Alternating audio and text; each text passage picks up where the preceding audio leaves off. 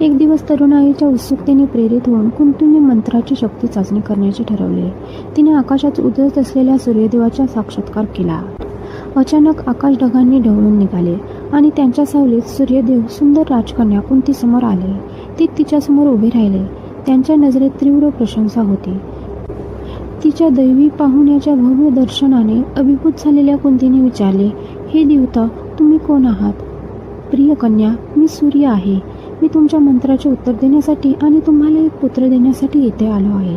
सूर्यदेवांनी उत्तर दिले. कुंती चकित झाली आणि म्हणाली, मी अविवाहित कन्या आहे. अजूनही माझ्या वडिलांच्या संरक्षणाखाली आहे. मी आई होण्यासाठी तयार नाही आणि मला हे हवेही नाही.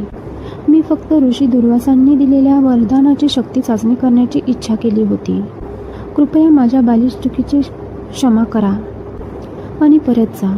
परंतु सूर्यदेव मंत्राने बांधले गेले होते, त्यामुळे ते परतू शकत नव्हते. कुंतीला जगाकडून होऊ शकणाऱ्या दोषारोपाची भीती वाटली, परंतु सूर्यदेवांनी तिला समजावले, विश्वास ठेवा, तुमच्यावर कोणताही दोष येणार नाही. जन्मानंतर तुमचे जीवन आधीच्या स्थितीत परत येईल, अबाधित आणि अपरिवर्तित.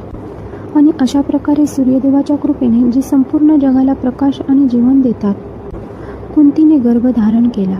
हे दैवी जन्म होता, त्यामुळे तो 9 महिन्याच्या मानवी गर्भधारणेच्या थकवट अवधीशिवाय त्वरित झाला. कुंतीने एका पुत्राला जन्म दिला, कर्ण, जो दैवी कवच आणि कुंडलांसह जन्मला होता. तो स्वतः सूर्या इतका तेजस्वी आणि सुंदर होता. कर्णाच्या जन्मानंतर कुंतीचे जीवन सूर्यदेवाने सांगितल्याप्रमाणे आधीच्या स्थितीत परतले, अबाधित आणि अपरिवर्तित. कुंती तिच्या मुलाबद्दल काय करावे याच्या दुविधेत सापडली. तिचे गुपित लपवण्यासाठी तिने बाळाला एका सीलबंद पेटीत ठेवले आणि तिच्यावर नदीत सोडून दिले. तिने लगेचच तिच्या कृतींची अपरिपक्वता ओळखली. खोल खेद वाटला आणि नदीकाठी अश्रूंचे ढिगारे ढाळले.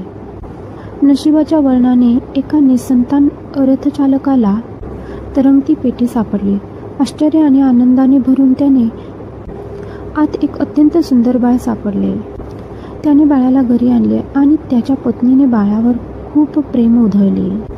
आणि म्हणूनच सूर्यदेव आणि कुंती यांचा मुलगा कर्ण सारथीचा मुलगा म्हणून वाढला, ज्यामुळे इतिहासातील सर्वात बलवान खलनायकाचा जन्म झाला.